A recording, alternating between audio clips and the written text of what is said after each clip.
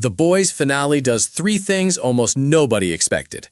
It turns Homelander into a terrified human, it makes Butcher the final threat after Homelander falls, and it gives the Deep an ending so perfect it almost feels personal. If that sounds insane, good, because this finale is insane. Hey, what's up everyone? Come back to Breakdown Epic. Just to let you know, this video will contain spoilers. Today, we are breaking down The Boys Season 5, Episode 8, scene by scene, because this finale did not just kill off the main villain and call it a day. It wrapped up 5 seasons of hatred, trauma, propaganda, power, and revenge in a way that felt brutal, funny, tragic, and weirdly emotional all at once.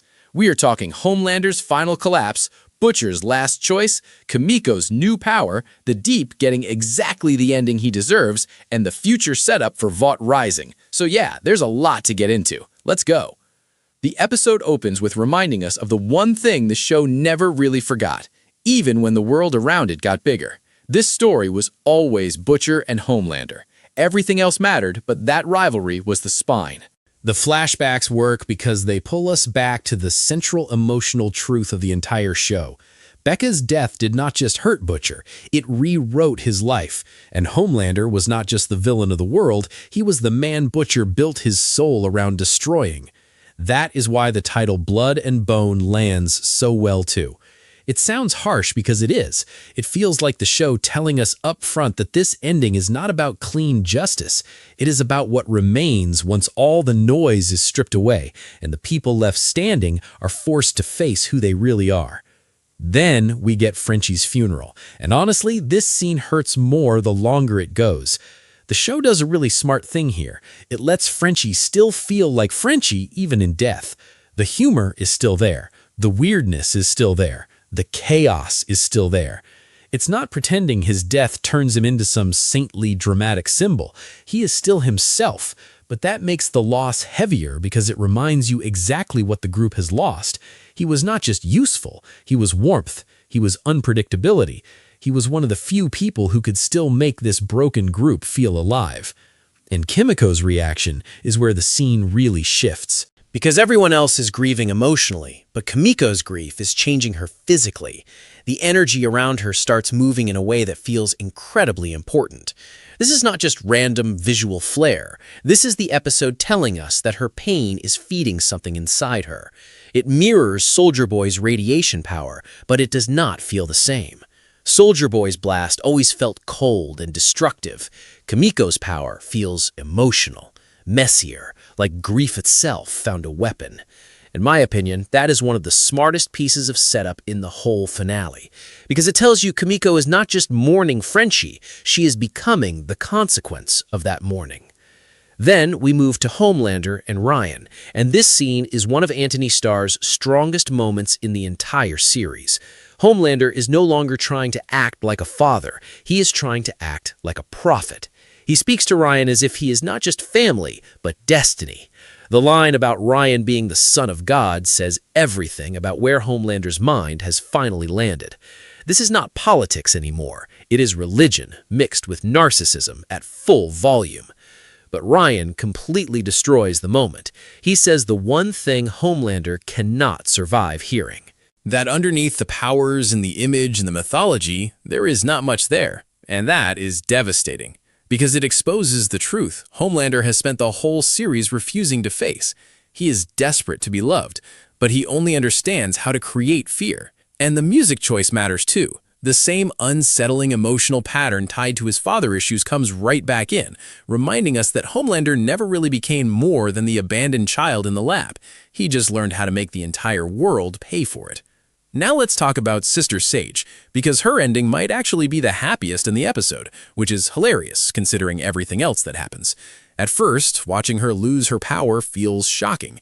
Then you realize it is exactly what she wanted. That is what makes it brilliant. Being the smartest person alive was not a gift to her, it was a prison. It isolated her, it ruined simplicity. It made ordinary life impossible. That is why she kept trying to numb herself earlier in the season. She wanted relief. So when she loses that burden and celebrates with Taco Bell, honestly, perfect. That is a finale reward I was not expecting, but it absolutely fits. In a world where everyone else gets blood and trauma, Sage gets peace. and fast food. Fair enough. Then, Homelander publicly declares himself America's one true god. And this is where the finale becomes full political nightmare. The terrifying part is not that he says it. The terrifying part is how natural the world around him starts treating it. The branding, the broadcast, the language of heresy and punishment. All of it makes it clear that Homelander has moved past needing approval. He does not want to be popular. He wants worship. And once worship becomes the standard, disagreement is no longer treated like dissent. It becomes blasphemy. That is why this scene works so well. It shows the final mutation of the character. He does not see himself as a superhero anymore. He sees himself as a god emperor, a religious authoritarian, a figure who believes the state, the media, and belief itself should bend around him. And the scariest thing is that for a moment, it feels like it might actually work. Then we get Annie versus the Deep, and this is one of the most satisfying things the finale does, because this is not just a fight, it is a payoff. Their conflict goes all the way back to Season 1, and letting Annie be the one to finally break that cycle feels earned. But the best part is how the Deep dies. The ocean turns on him. Honestly, that is perfect. This man spent years pretending to be some noble protector of sea life while constantly using marine creatures as emotional props, disposable companions, or proof that he was more spiritual than everyone else. Meanwhile, he kept helping systems that poisoned the ocean and destroyed the creatures he claimed to love. So the ocean rejecting him in the final episode is not just death, it is judgment. And the show going out of its way to call him Kevin instead of the Deep is also so good. It strips away the fake identity first, then the body goes. Now we get to the main event, Butcher versus Homelander. And the genius of this fight is that the episode understands the most important part is not the punches. It is what happens when Homelander loses his powers. Once Kimiko blasts him, everything changes. He's no longer the impossible monster in the sky. He's just a man. And the second he realizes that, he collapses emotionally. That is what makes his ending work so well. No giant mythic death. No noble final stand. No godlike blaze of glory. He cries. He begs. He panics. Because this is the thing he feared more than anything. Not death itself. Weakness. Being ordinary, being seen as small. The entire series has been building towards this. Homelander was never strongest emotionally when he had power. He was most fragile. So taking that power away does not just make him vulnerable physically, it reveals what he always was underneath. A terrified coward who built a god costume around an unloved child. Butcher killing him with the crowbar is perfect. Yes, it is a comic book callback, but more importantly, it feels like the right kind of ending for Homelander.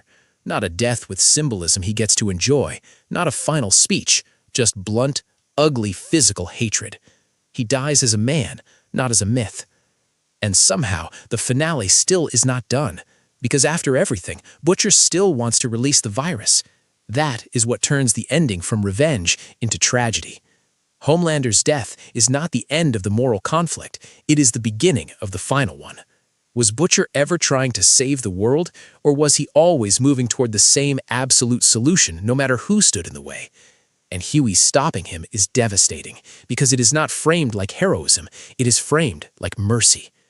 Bringing up Lenny breaks Butcher emotionally in a way violence never could, and when Huey shoots him, it lands as sadness, not triumph.